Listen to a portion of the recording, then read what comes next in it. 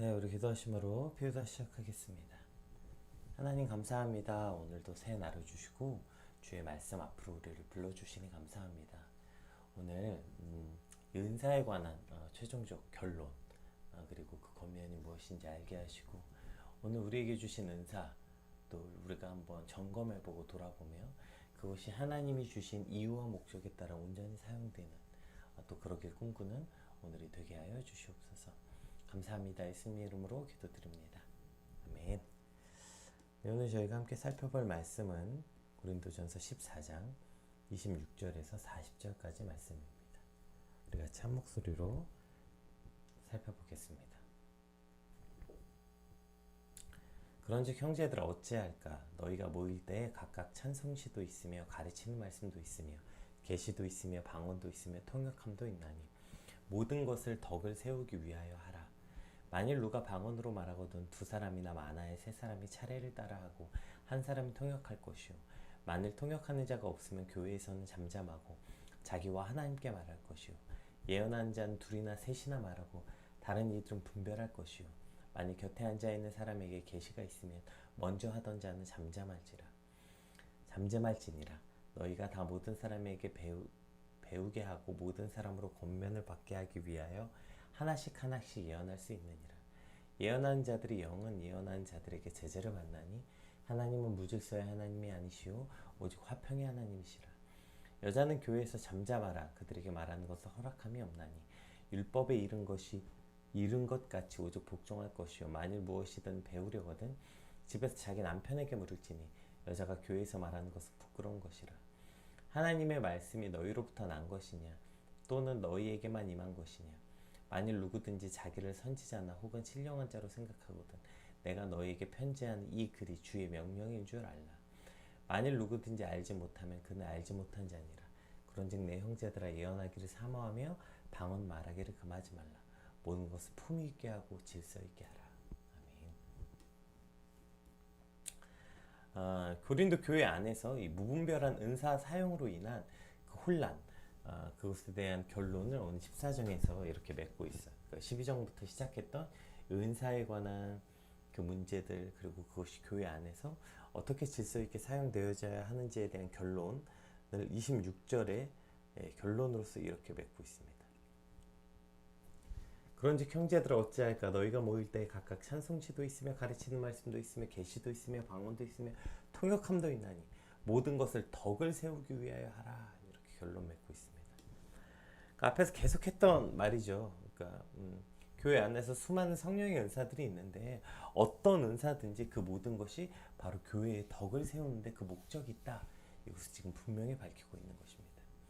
어떤 외적으로 드러나는 특정한 은사에 집착하며 그것을 자기의 자랑으로 여기고 과시용으로 사용했던 것에 대하여 12장 14장은 성령의 은사에 관한 교훈을 주고 있는데 그 12장 14장 사이에 뭘 넣었어요? 우리가 흔히 잘 아는 사랑장이라고 말하는 고린도전서 13장을 넣으면서 오직 사랑만이 변하지 않는 참된 은사고 교회 안에서 덕을 세우는 은사가 된다.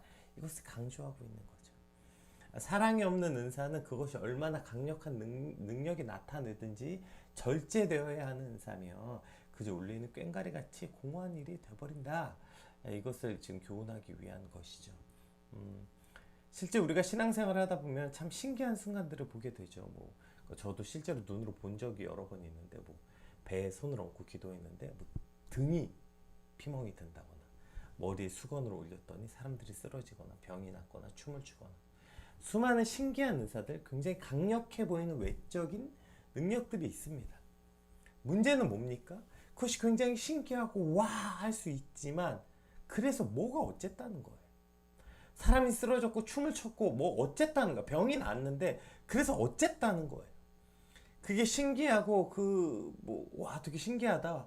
혹은 그것을 행한 그 사람이 높아지고 대단한다면 그것이 무슨 의미가 있겠어요. 오히려 교회를 혼잡스럽게 만드는 거죠. 그래서 그러한 신기한 일을 통해 그 사람이 하나님을 경험하게 했고 교회는 하나님을 높이고 영광이 되고 서로 사랑하는 덕을 세우는 일이 되었는가? 그것이 바로 이 은사에 대한 평가가 돼야 된다는 거예요. 그런데 그 은사가 얼마나 신기한 일인가, 얼마나 놀라운 일인가, 얼마나 대단한 외적인 능력이 나타났는가? 이것으로 그 은사가 평가될 수 없다는 거죠.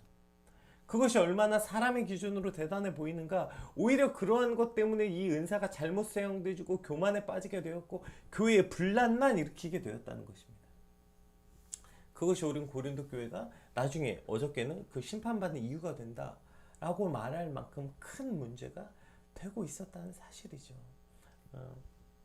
따라서 모든 은사는 어떠한 기준으로 평가받아야 합니까? 그 은사를 통해서 누군가가 세워졌는가? 그 은사의 교회의 덕이 되었는가? 그 은사 안에는 그 어떤 것보다 가장 기본적인 사랑의 원리가 포함되어 있는가? 그 은사가 능력만 있고 사랑이 포함되어 있지 않다면 그냥 울리는 꽹과리에 지나지 않는다. 그 천사의 말을 하든 불을 끌어내 심지어 자기 몸을 불사질로 내주었지라도 그 안에 사랑이 없으면 그거 아무것도 아니다. 이렇게 사랑장이라는 곳에서 은사의 본질에 관해서 말하고 있는 것입니다. 결국 그렇게 사랑함이 기본적으로 은사 안에 사랑함으로 서로 이 일을 행할 때 교회의 덕이 되는 것이죠. 따라서 27절 이하의 바울은 방언이든 예언이든 뭐든 우리가 어떤 은사를 받았는가가 아니라 그것을 사용함에 있어서 반드시 교회의 덕을 세우고 있는가, 이 목적 앞에 절제와 통제와 분별을 받아야 된다. 어떠한 은사든지 그것을 기준으로 절제와 통제와 분별을 받아야 된다. 이렇게 오늘 결론 맺고 있는 것입니다. 우리 27절에서 28절 한번 같이 읽어보겠습니다. 만일 누가 방언으로 말하거든 두 사람이나 많아야 세 사람이 차례를 따라하고 한 사람이 통역할 것이요 만일 통역하는 자가 없으면 교회에서는 잠잠하고 자기와 하나님께 말할 것이요. 방언에 대해서 여러 번 설명했죠. 왜 방언에 대해서 이렇게 얘기하고 있는지. 당시 고린도 교회 교인들에게 방언은 가장 신비하고 강력한 은사, 가장 대단한 고차원적인 은사. 그래서 모두 방언을 받기 위해 막 방언에 심취해 있었기 때문이죠. 그래서 지금 뭐라고 얘기해요? 이곳 방언은 두 사람이나 많아야 세 사람이 하고 통역하는 사람이 없으면 교회에서 하지 말아라. 그리고 하나님 앞에서만 해라. 이렇게 말하고 있습니다. 어제 살펴보았던 것처럼 무분별한 방언이 다른 사람들의 예배를 방해하고 특별히 출신자들에게 교회가 마치 광신도 집단인 것처럼 어제 본문에서 미친 사람처럼 보이지 않겠냐 이렇게 표현했죠. 마치 교회가 광신도 집단처럼 보여 오히려 복음을 접할 기회를 뺏어가는 것, 오히려 복음을 방해하고 예배를 방해하게 하지 않아야 된다. 이렇게 지금 방언에 대해서 방언을 왜 절제해야 되고 방언이 어떤 순간에 사용돼야 되는지 그 질서에 대한 이야기를 하고 있습니다. 그렇다면 지금 오늘날 교회 안에서도 방언을 사용함에 있어서 분명히 돌아봐야 되는 지점들이 있는 것 같아요. 아이를 키우다 보면 그 아기들이 소리 지르는 때가 있는 것 같아요. 뭐 이유도 없어요. 몰라요. 재밌나 봐요. 소리를 막 지르고 자기가 좋아합니다. 그것을. 한번 생각해 보세요. 왜 어른들도 그럴 때 있잖아요. 막 답답하고 소리 지르고 싶을 때. 그래서 뭐 어른들은 노래방이라도 가고 뭐 그러지 않아요? 근데 말도 못하고 자신의 감정을 잘 표출하지 못하는 아이가 자신의 감정 표현의 하나로서 소리 지르는 거, 그게 어떻게 나쁜 거라고 말할 수 있겠어요? 그걸 어떻게 혼내고 강제로 못하게 할 수 있겠어요? 말도 표현을 못하고 그 답답한 아이가 자신의 의사 표현의 하나로서 소리 지르는 거 얼마든지 할 수 있죠. 문제는 뭐예요? 그것이 공공장소에서 다른 사람들을 깜짝 놀라게 하고 시끄럽게 해서 다른 사람들을 피해 입히게 하는 거, 그게 문제죠. 근데 그럴 때 우리 어떤 부모가 우리 아이는 소리 지를 권리가 있다. 그러니까 마음껏 소리 좀 지를 수 있게 하는 게 뭐가 나쁘냐. 당신들이 좀 이해해라. 아이 아니냐. 아이는 소리 지를 권리가 있다. 자, 이렇게 말한다면 그 아이에게 질서와 다른 사람을 향해 배려할 줄 아는 법은 언제 가르쳐야 하는 걸까요? 물론 이것은 그 아이가 어느 정도 자랐을 때 이야기입니다. 아주 어릴 땐 불가능하죠.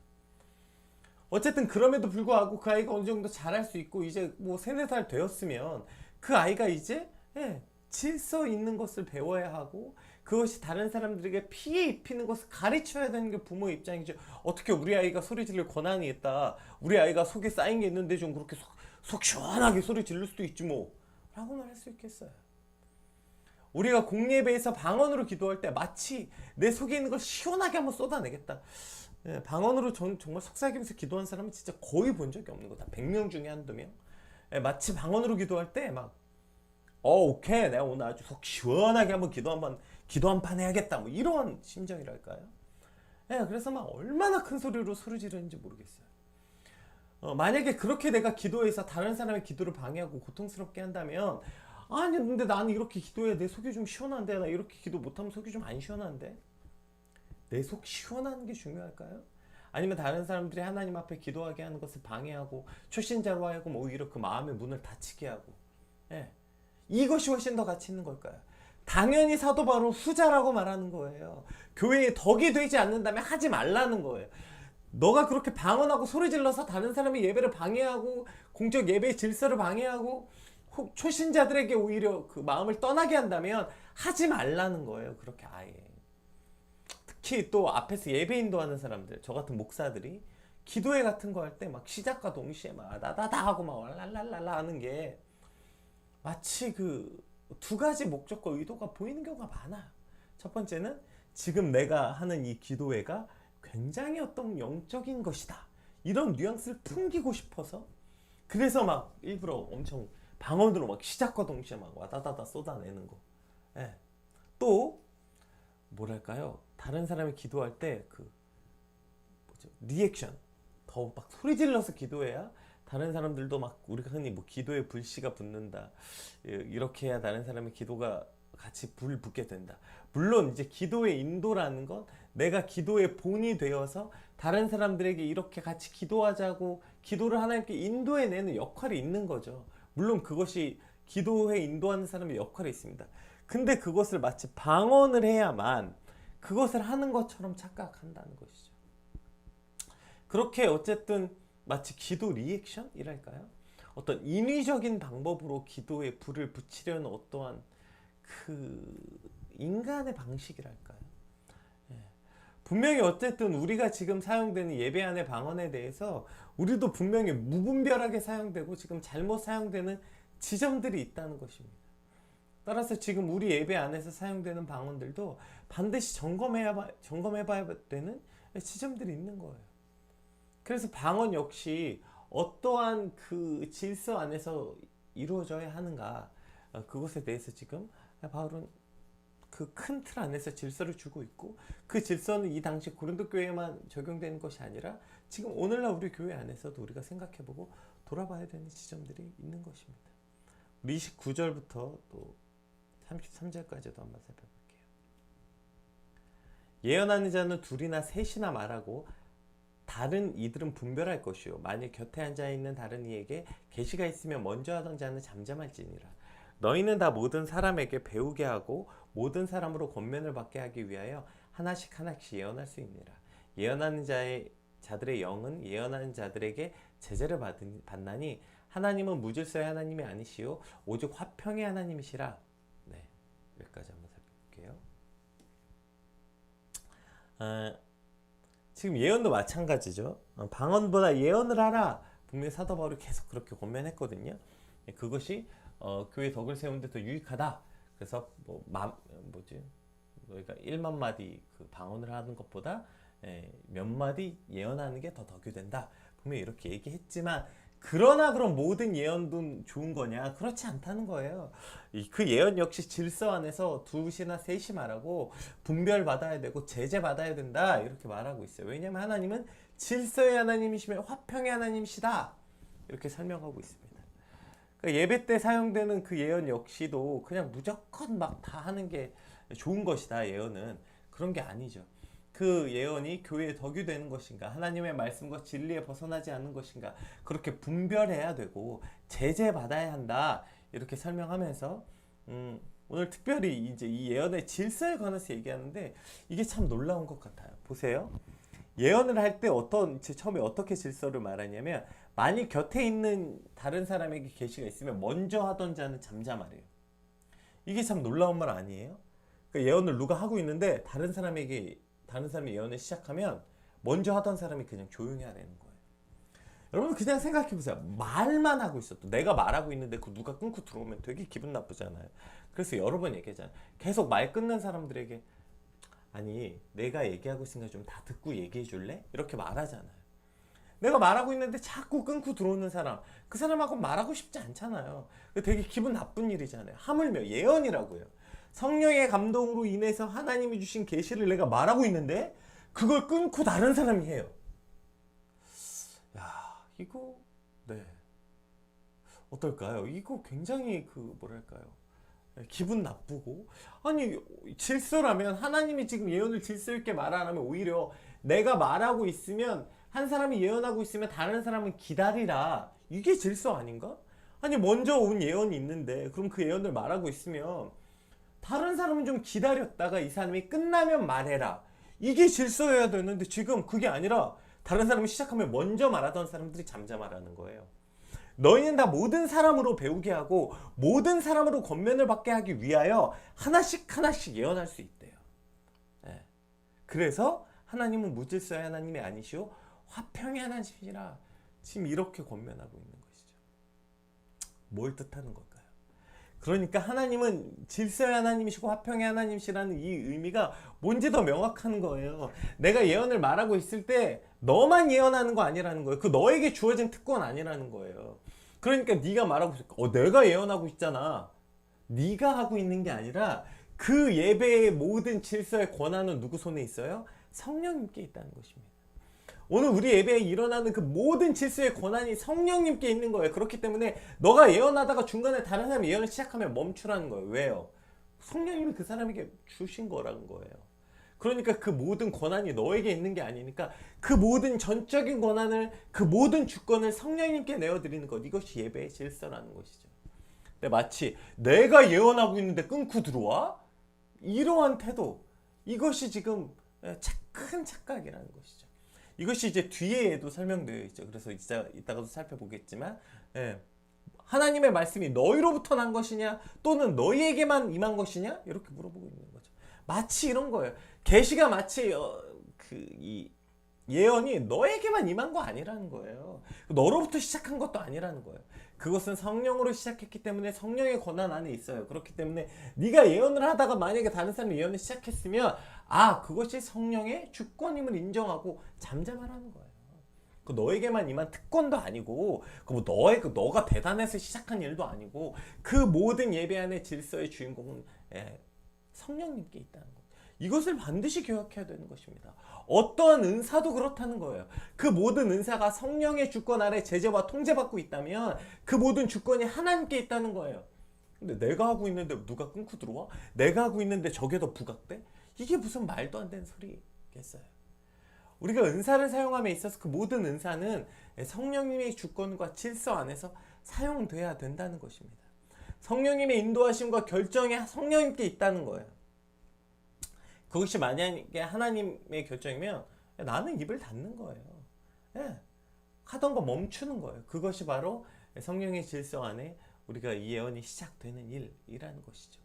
이것을 우리가 반드시 기억해야 됩니다. 그런데 마치 예언은 대단한 일이니까 마치 또 예언이 방언의 자리를 대체하는 것처럼, 어떻게 내가 예언하고 있는데 끊고 들어오나, 이런 게 아니라는 거예요. 그것이 어떤 은사가 사용되더라도 그것이 이제 성령의 제재 안에 있고, 이제 내가 멈추고 그 사람이 말해야 될 때니까 말하는 것이지, 그것이 기분 나쁘거나 끊고 들어온 거나 내 권리나 권한을 빼앗겼다는 착각을 하면 안 된다는 거죠. 왜요? 은사는 애초부터 내 권리나 권한이 아니라는 겁니다. 교회 안에서 우리가 은사가 어떻게 사용되어야 되는지도 분명한 것입니다. 이거 내가 하던 일인데 왜 빼앗겼지? 빼앗긴 게 아니에요. 그것은 그냥 내가 하던 권리도 아니에요. 그건 그냥 성령님의 주권에 의해서 일어나고 있는 일인 거예요. 내 주권인데 내 권한인데 빼앗긴 게 아니에요. 그러니까 그냥 성령님이 이 사람에게 임하실 때 이 사람이 말하고, 저 사람에게 임하실 때는 저 사람이 말하도록 내가 잠잠한 거예요. 근데 내가 하고 있었다고. 누가 그래요? 내가 하고 있는 거 아니라 그거 성령님이 하고 계셨다는 것이죠. 이것이 교회의 질서라는 거예요. 무슨 위아래가 있고 먼저됨이 있고, 그래도 처음에 먼저 한 사람이 다 하고 네가 해라, 이건 지극히 세상적인 질서고요. 하나님의 질서는 이와 같다는 거예요. 성령님의 주권에 그냥 누구든지 인정하고 따라야 되는 것이죠. 그렇게 말한다면 오늘 예언해 보세요. 여기 지금 담임 목사나 성도가 어디 있습니까? 담임 목사가 말할 땐 성도들은 다 잠잠히 있어야 되는 겁니까? 그렇지 않죠. 성령님이 그 사람에게 임하면 들어야 될 건 들어야 되는 것이 있는 거죠. 아이에게도 들어야 되는 것이 있는 거죠. 이것이 교회의 질서가 되어야 되는 것입니다. 무슨 인간의 권리로 주장하는 것이 아니라 성령의 권리 안에 그 모든 질서가 순복하는 것, 이것이 교회 안의 질서. 하나님은 무질서의 하나님이 아니시오 화평의 하나님이시라. 모든 성도가 교회에서 이와 같이 해야 된다. 이것이 반드시 우리가 기억해야 되는 지점이라는 것입니다. 따라서 성령의 질서가 교회 안에서 어떻게 이루어져야 하는가, 내가 뭐를 그렇게 주장하고 있는가, 그 주장이 얼마나 어리석은 것인가, 이것도 오늘 말씀 앞에서 우리가 돌아봐야 되는 지점인 것입니다. 이제 이 다음 말씀, 이것이 이제 조금 오해의 소지가 조금 있어요. 우리 34절. 여자는 교회에서 잠잠하라. 그들에게 말하는 것을 허락함이 없나니 율법에 이른 것 같이 오직 복종할 것이요 만일 무엇이든지 배우려거든 집에서 자기 남편에게 물을지니 여자가 교회에서 말하는 것은 부끄러운 것이니라. 지금 요 말씀, 이게 지금 좀 오해의 소지가 있는 것 같아요. 이걸 가지고 따라서 뭐 여자는 교회 안에서 뭐 조용해야 된다, 잠잠해야 된다, 지금 이런 식으로 사용하라고 지금 이 본문이 주어진 게 아니라요. 우리가 잘 아는 것처럼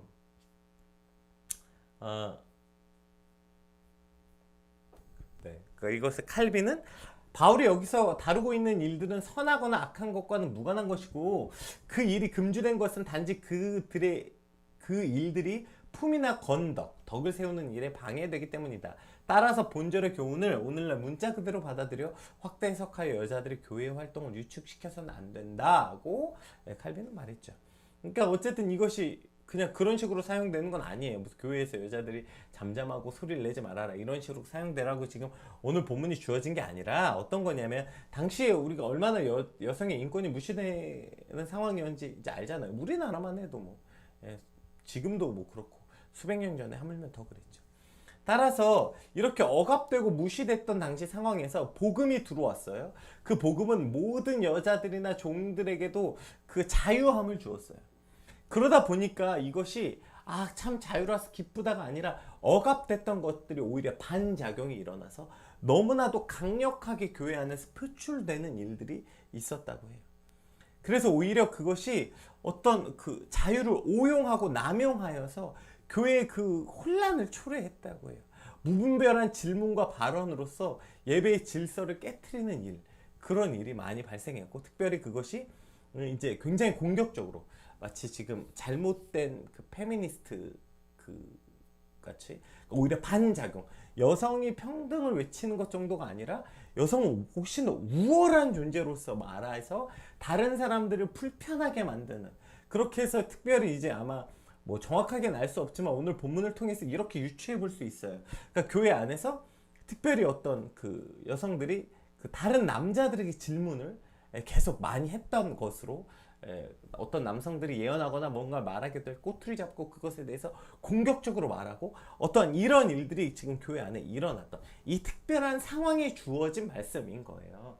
그러니까 예언하는 자들도 통제를 받고 방언받는 자들도 분별하고 통제를 받으라 말한 것처럼, 이렇게 무분별하게 또 반작용으로 일어나서 그렇게 질문하는 것에 대해서 그것도 역시 통제를 받으라, 지금 그런 말이지 이것으로 뭐 여성들의 교회 활동을 제한해라 뭐 이런 뜻은 아닙니다.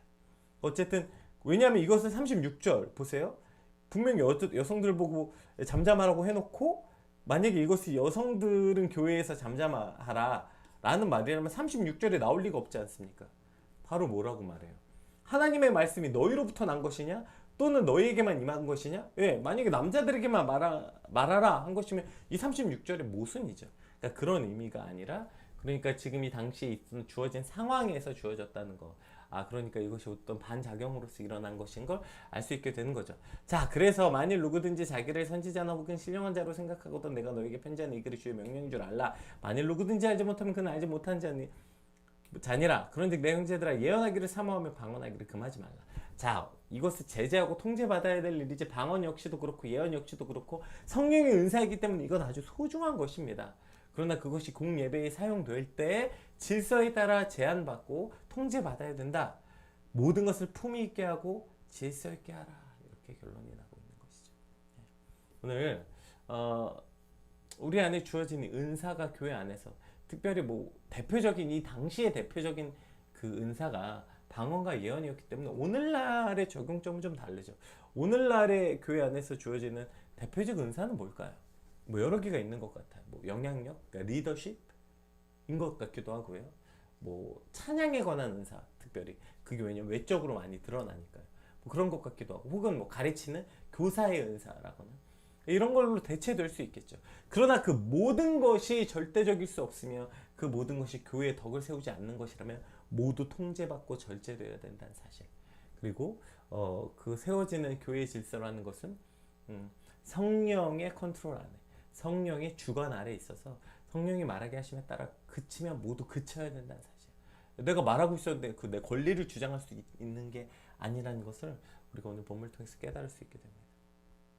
오늘 특별히 이 은사는 결국 교회의 덕을 세우게 하는 것이다. 우리 어저께 생각했던 것처럼 오늘 내가 어떤 은사를 받았는지가 아니라 그 은사가 나의 공동체에 과연 덕을 세우고 있는지, 나는 무엇을 받았고 그것으로 다른 사람에게 덕을 세우고 있는지 우리 돌아보고, 하나님 내게 큰 은사를 주세요, 많은 은사를 주세요가 아니라 이미 주신 은사 그것을 온전하게 사용하게 해주세요.